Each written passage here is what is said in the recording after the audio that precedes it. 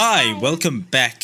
Lingsha is coming out in a couple of days, and while yes, I'm definitely pulling for her because she has pretty red hands, I would not advise anyone else who wants to spend their jades efficiently to pull for her. While she is an insane sustain unit, almost everywhere she fits there's either a better option, Aventurine, or an option that already does everything you need, arguably better in some cases, Gallagher. Not to mention Ho and Luoja are also very good healers. There are many things I would do to fix Lingsha's kit, like increasing Benui's speed to much higher than 90, making her Befog application more powerful, let's say from 25% extra break damage taken by enemies to 50%, making her basic attack contribute to the amount of turns Benui can take by 1 without being able to summon Benui or advance its action forward. However, this video is not about her, it's about characters that already exist in the game but are unfortunately not being used by the player base enough because of their disappointing kits. So in this video I present to you how I would suggest a fix for the least used characters in the game with either a light cone, a relic set, or a new character that can take advantage of these kits, or a mix of all three. Before we start, you should like, comment, and subscribe for more content like this in the future, and join the Express Discord server for a community filled with content like this. This video topic was actually discussed in the Star Rail channel of the Express Discord, so if you want to chat and have fun or contribute to future videos made by me or other CCs, then you should definitely join. By the way,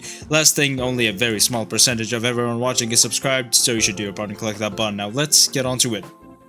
So in terms of lingsha, I don't think there's any relic set or lycon or character for that matter that she can take advantage of more than what we already have to be stronger. In my opinion, she should just have been buffed during the betas, but at least the community at large is calling her absolutely insane and overpowered for some reason, when she's barely better than Gallagher for break teams and just worse than Aventurine for follow-up teams. So let's move away from lingsha and move to our actual first character on this list, Silverwolf. So I've already made a video about Silverwolf and how she's possibly the most unintentionally nerfed character in the game, in which I already gave a suggestion on how to make her better. You should go watch that video, by the way. My suggestion was to add a light cone that can spread debuffs applied on a single target to enemies adjacent. This way her single targetness won't be as much of a detriment to her kit when units like Pela and Jiaocho outperform her everywhere except when you knock down the boss in Apocalyptic Shadow. Another way she can be artificially improved is by creating more specifically single target situations in the MOC, in which case, for example, she would outclass Pela in an Acheron team with Jiaocho, or would absolutely just outclass Jiaocho himself if you have S1 Acheron, or E2 to put someone like Robin or Sparkle in instead of a second Nihility. This MOC's Aventurine is a great example of this. While the first wave in the second half does contain 2 targets, to maximize the damage for her, you'd have to put the skill on one enemy and the burst on another. Keep in mind that this skill can only affect one enemy at a time, by the way. Doing this can do as much damage as possible to get to Aventurine as quickly as possible, against whom the best team would undoubtedly be Acheron, Jiaocho, Silverwolf in a sustain unit, or Robin if you're feeling freaky, and in E2 or S1 Acheron situations, Robin may just be better instead of Jiaocho. They can also make a relic set specifically used on debuffers that, for example, when the wearer applies a debuff on an enemy target, that enemy, let's say, takes 10% increased damage or has their defense reduced by 10%. This, however, would just make Jiaocho and Pela stronger than they already are, thus completely negating the buff towards Silverwolf. So overall, the Lycon is probably the best upgrade Silverwolf could get. Oh, and by the way, side note, Hoyoverse almost never nerfs or buffs a kit after launch. They never nerf any kit because it's just illegal if they do, and they almost never buff a kit because look at all these unused characters. This is why I'm instead taking the different approach of giving them a new character like a relic set, because it's a lot more plausible for that to happen. Blade is up next, and while he is one of my favorite characters to play on Destruction only, he's definitely one of the worst limited 5-star DPSs in the game because his damage output is so low. If we're talking about changing a character's kit directly here, one way they could have made Blade so much better without just increasing his multipliers is if they made it so his skill taunts enemies for 1 or 2 turns when he uses it. This would have, of course, gave survivability to the other teammates, and if the enemy's damage was low enough, negate the need for a healer and give room for an extra buffer or debuffer, thus making the Blade team comp more efficient.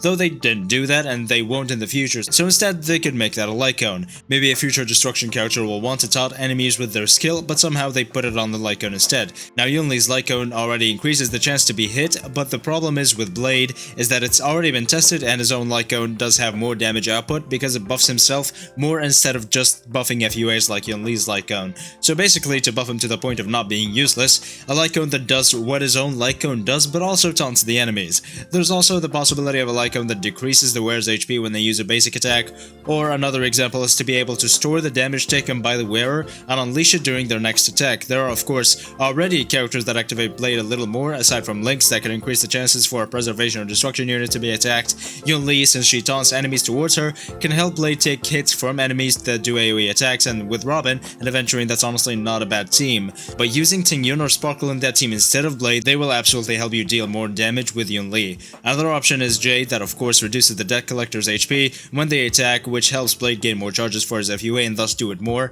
Jinglu also drains HP of all allies with her skill, which results in more Blade FUAs. Ultimately though, all of these situations have one common denominator. If you switch Blade out with a support, or Hurt or Himiko in the case of Jade, you're going to get more damage overall. Instead, they need to make a character specifically for Blade that can increase the max HP of a character, have a couple more buffs to compete with Robin in this case, and preferably increase the chances for that character to be attacked just like Lynx does. And they could also do something like Jade's debt collector status, I guess.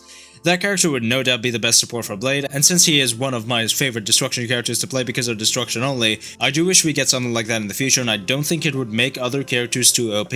And speaking of Jinglu, the great people of the Express Rain Discord server also wanted to see her getting a buff. We are already getting a relic set in 2.7 which is going to buff Jinglu pretty nicely, increasing ult and skill damage and then increasing skill damage after the wearer uses their ult.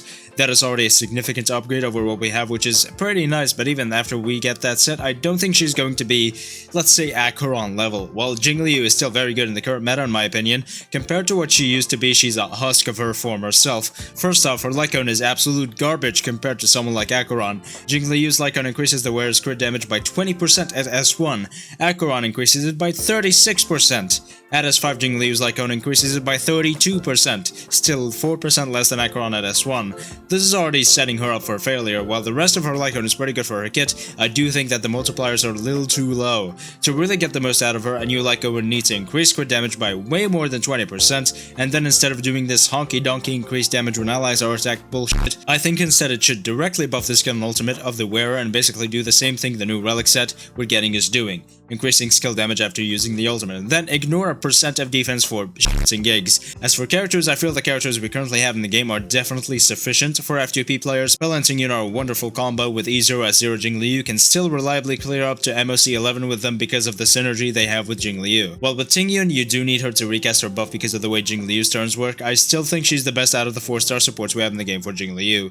As for 5 stars, then any 5-star Harmony in the game is very good with Jinglu, with Robin obviously being the best, followed by Sparkle. Let's discuss Zela next. While there was a little light of hope at the end of the tunnel for Zela in the form of mono-quantum teams with the introduction of Fuchuan and Sparkle, Qingque does them embarrassingly better than Zela, so we have to cook something else here. In terms of relic sets, then I feel the quantum set and the new set that will also buff Jinglu are both more than enough in this regard. In terms of Lycones, then damn, her own Lycone is already very good for her. I don't see the chance of a viable upgrade here that wouldn't just be overpowered when put on other characters. And as for characters, then honestly all the Harmony characters we have in the game, Robin, are also way more than enough. I honestly don't see a way we can make Zela better without making other characters overpowered through whatever Lycone character or relic set we suggest.